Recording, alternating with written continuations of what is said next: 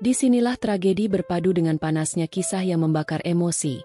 Setiap detiknya penuh luka, penuh gairah, dan tak pernah bisa kau lupakan dan yang terpenting membuat kamu tegang bagian tertentu. Tapi tetap aman dalam semua umur. Subscribe, like dan komen sekarang karena akan membuat semangat kami. Semoga yang subscribe kita doakan akan diberi kelancaran dalam hal apapun. Sebelum cerita ini menelan hatimu.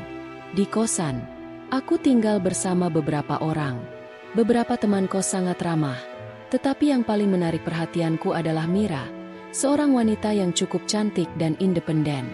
Dia adalah seorang janda muda yang tinggal sendirian di kamar kos yang lebih besar daripada milikku. Mira bekerja sebagai desainer grafis, dan meskipun kami sering bertemu di dapur atau ruang tamu, kami jarang mengobrol.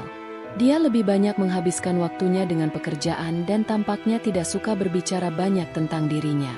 Suatu sore, setelah kuliah selesai, aku kembali ke kos dengan perasaan letih. Tugas-tugas kuliah menumpuk, dan aku merasa sedikit tertekan.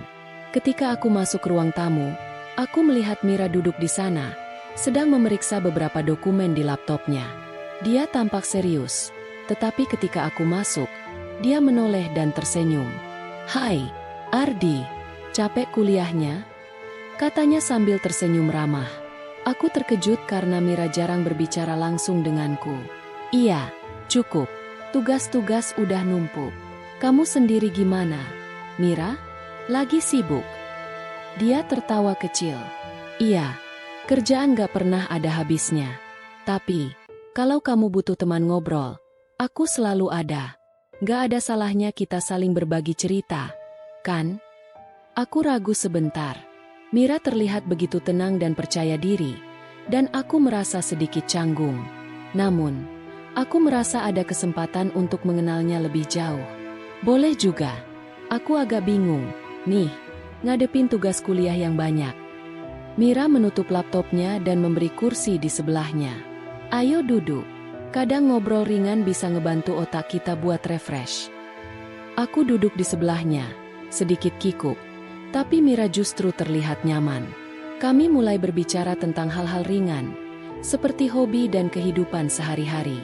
Ternyata, Mira sangat ramah dan punya banyak hal menarik untuk dibicarakan. Aku juga mulai merasa sedikit lebih santai. Setelah beberapa saat, Mira tiba-tiba berubah topik.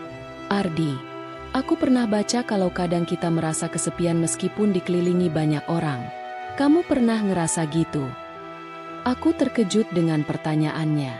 Ini bukan hal yang biasa kami bicarakan. "Iya, aku rasa aku ngerti. Meskipun banyak teman baru di sini, tetap aja rasanya ada yang kurang." Mira mengangguk.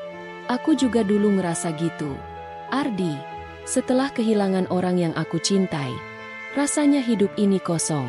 Aku tahu banyak orang bilang kita harus move on, tapi kadang itu nggak semudah yang mereka katakan." Aku terdiam, sedikit terkejut. Mira memang selalu terlihat kuat dan mandiri, tapi saat itu, aku bisa melihat bahwa dia menyimpan banyak perasaan yang tak terlihat. "Mira, aku nggak tahu kalau kamu punya cerita seperti itu." Mira tersenyum lembut. "Itu karena aku nggak pernah membicarakannya, Ardi.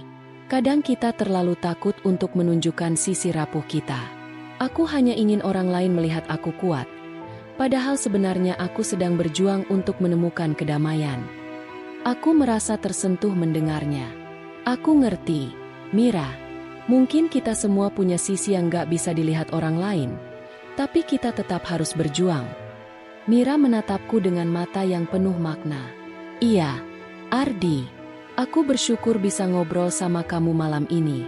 Terkadang, hanya dengan berbicara, perasaan kita bisa sedikit lebih ringan." Kami berdua terdiam, menikmati keheningan yang nyaman. Untuk pertama kalinya, aku merasa benar-benar dekat dengan Mira. Dia tidak hanya seorang teman sekos yang terlihat cantik, tapi juga seseorang yang sangat kuat meski dia tampak rapuh di dalam. Aku tahu, meskipun dia masih berjuang dengan masa lalunya, dia memiliki kekuatan untuk menghadapi masa depan. Setelah beberapa lama, Mira bangkit dan menuju dapur. "Kamu mau ikut aku minum kopi? Aku rasa malam ini butuh sesuatu yang hangat." Aku mengangguk. "Ayo, Mira, aku ikut. Kami duduk di meja makan sambil menikmati secangkir kopi hangat. Obrolan kami semakin dalam, berbicara tentang kehidupan, harapan, dan impian. Mira menceritakan bagaimana dia berusaha bangkit setelah kehilangan suaminya. Aku tahu aku nggak bisa hidup di masa lalu selamanya. Tapi itu nggak mudah. Setiap langkah yang aku ambil, selalu ada rasa takut. Takut kalau aku nggak bisa melupakan. Takut kalau aku nggak cukup kuat. Katanya dengan mata yang agak berkaca-kaca. Aku hanya bisa mendengarkan. Mira, setiap orang punya cara berbeda untuk menghadapinya. Kadang, kita harus memberi waktu untuk diri sendiri. Dan yang terpenting, kita nggak sendirian. Mira tersenyum tipis. Iya, Ardi, aku merasa lebih baik setelah ngobrol dengan kamu. Mungkin kita memang butuh orang lain untuk berbagi perasaan. Meskipun hanya dengan mendengarkan. Aku merasa lega bisa menjadi seseorang yang bisa Mira ajak bicara. Meskipun aku tidak bisa menghapus rasa sakit yang dia rasakan, aku bisa memberi sedikit ketenangan. Kami menghabiskan waktu hingga malam larut, berbicara tentang banyak hal. Untuk pertama kalinya, aku merasa ada ikatan yang lebih dalam antara kami, bukan hanya sebagai teman sekos, tetapi sebagai dua orang yang saling mendukung. Setelah itu, kami berpisah dan kembali ke kamar masing-masing. Namun, aku merasa malam itu memberi aku banyak pelajaran. Terkadang, yang kita butuhkan hanya seseorang untuk mendengarkan kita. Kita tidak perlu selalu kuat di depan orang lain, karena setiap orang punya beban yang tidak terlihat. Dan mungkin, dengan berbicara, kita bisa sedikit lebih tenang dan menemukan kedamaian.